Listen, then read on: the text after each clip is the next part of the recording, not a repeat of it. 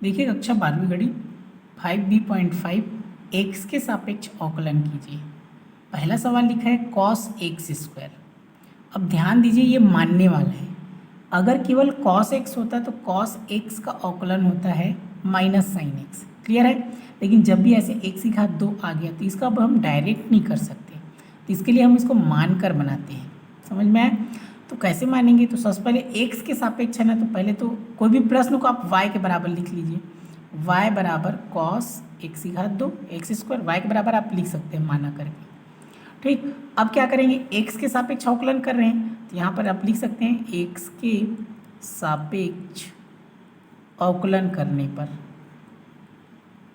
अवकलन करने पर तो क्या लगाएंगे, ये डी बाई डी एक्स, ये वाई को लिखना है, फिर डी बाई डी एक्स, ये कॉस एक्स की घात 2, ये तो वैसा ही रहेगा d y by d x.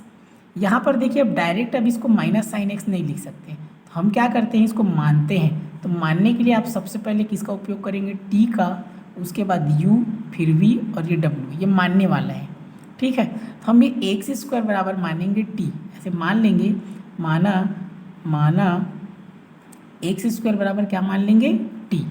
अब समझिए यहाँ एक्स लिखे थे तो अब यहाँ पर आपको लिखना पड़ेगा डी बाई डी टी। इसको समझना है, क्या लिखना पड़ेगा, डी बाई डी टी। और ये कॉस का कॉस रहेगा, एक्स स्क्वायर को क्या माने हैं, टी, और जिसको मानते हैं उसका पुनः अवकलन करते हैं। तो किसको माने हैं, एक्स स्क्वायर को। तो एक्स स्क्वायर को फिर से लिखना है, चूँकि यहाँ एक्स है तो सामने में लिखना है D by d x. Clear हुआ।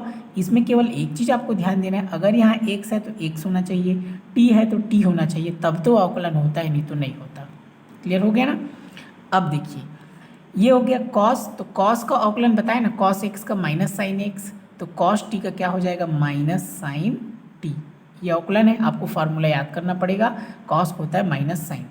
फिर देखिए इसका एक्स की घात 2, तो इसका फार्मूला होता है एक्स की घात n का एन एक्स एन माइनस 1, तो ये हो जाएगा 2x 2 माइनस 1। ये सब फार्मूला आपको याद करना पड़ेगा। जैसे इसका बताया, इसका चूँकि d by d x x की घात n, तो इसका होता है एन एक्स एन माइनस 1, और वैसे ही d बाई डी एक्स चूँकि dt है, d बाई डी एक्स अगर साइन एक्स कॉस एक्स है तो उसका होता है माइनस साइन एक्स। ठीक है, और t है तो t लिख देते हैं।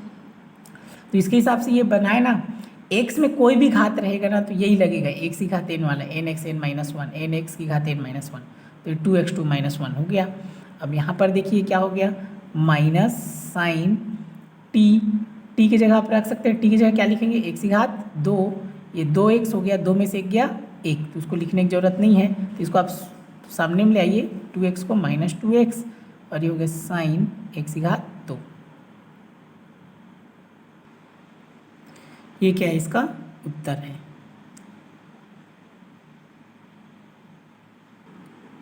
देखिए दूसरा सवाल है कॉस स्क्वायर एक्स।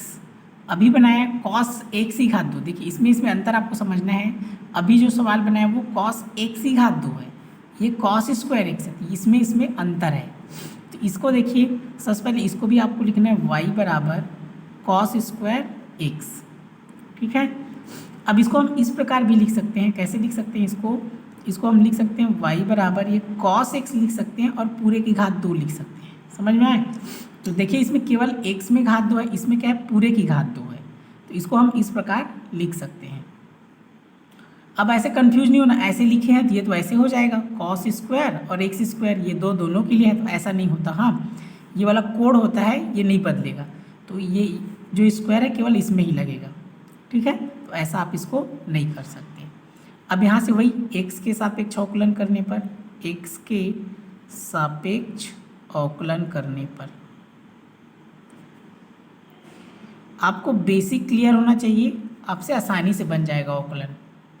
तो यहाँ से फिर से वैसे लिखेंगे d बाई डी एक्स, ये y, फिर लिखेंगे d by d x cos x पूरे घात 2, ये तो वैसे ही रहेगा dy बाई डी एक्स। यहाँ पर देखिए बताया था मानना है हमको, ये मानने वाला है। ठीक है, क्योंकि कॉस एक्स की घात 2 ऐसा तो कोई होता नहीं है फॉर्मूला, तो हम क्या करेंगे, इसको कॉस एक्स को t मानेंगे। अब आपको समझ में आएगा धीरे धीरे, चूँकि क्या मानेंगे, कॉस एक्स बराबर क्या मान लिया हमने, t। तो यहाँ पर आप लोग आपको लिखना पड़ेगा डी बाई डी टी। तो ये देखिए ये हो गया डी टी। हमने इस बार किसको माना, कॉस एक्स को माना, तो कॉस एक्स को टी और घात में क्या है 2। तो देखिए उसमें अंतर है कैसे मान रहे हैं। तो कॉस एक्स को टी माना, टी की घात 2। फिर किसको माने हैं कॉस एक्स, तो कॉस एक्स का फिर से क्या होगा अवकलन, जिसको मानते हैं उसका फिर से अवकलन।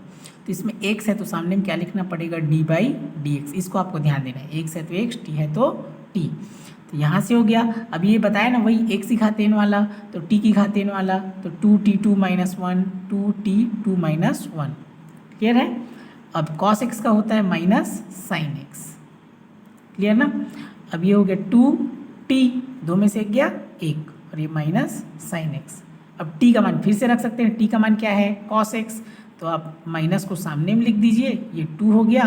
और t बराबर क्या माने हैं कॉस एक्स, तो 2 कॉस एक्स और ये साइन एक्स। तो ये फार्मूला बन गया अपने आप में 2 साइन एक्स कॉस एक्स, आगे पीछे लिख सकते हैं, बराबर होता है साइन 2x। ये फार्मूला होता है। हाँ 2 साइन एक्स कॉस एक्स बराबर क्या होता है माइनस साइन। ठीक है, वैसे तो बुक में यहीं तक उत्तर दिया है, तो आपको यहीं तक लिखना है तो भी चलेगा। और ये 2 साइन एक्स कॉस एक्स का साइन 2x होता है, ये भी आप कर सकते हैं। तो बुक में यहीं तक उत्तर है, तो आप यहीं तक इसको लिख सकते हैं।